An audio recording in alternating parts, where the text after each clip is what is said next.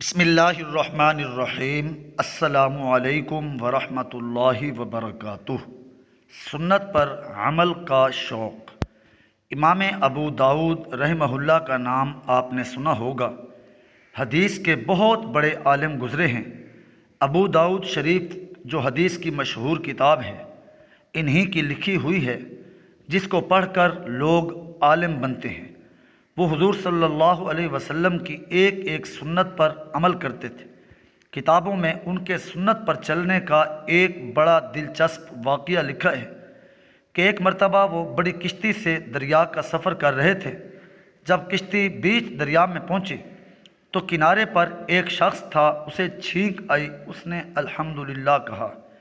اب سنت طریقہ تو یہی تھا کہ جب کسی کو چھینک آئے تو جواب میں یرحمک اللہ کہنا چاہیے۔ امام ابو داؤد نے ان کے چھینکنے کی آواز تو سنی، مگر آپ بیچ دریا میں پہنچ چکے تھے۔ وہاں سے اس کی چھینک کا جواب دینا بہت مشکل تھا، کیونکہ وہاں تک آواز نہیں پہنچ سکتی تھی۔ اس لیے آپ نے صرف اس کا جواب دینے کے لیے ایک چھوٹی کشتی 1 درہم میں کرایہ پر لی اور دریا کے کنارے آ کر اس کی چھینک کا جواب دیا اور کہا یرحمک اللہ، اللہ تعالیٰ تجھ پر رحم فرمائے۔ کسی نے ان سے پوچھا، یہ کیا بات ہے؟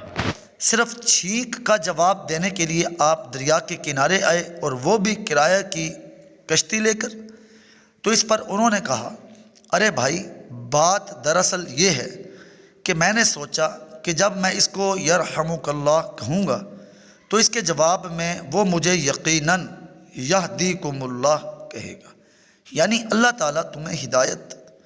ہو سکتا ہے کہ وہ شخص اللہ کا نیک بندہ ہو اور اللہ اس کی دعا کو میرے حق میں قبول کر لے، پھر تو میرا بیڑا پار ہو جائے۔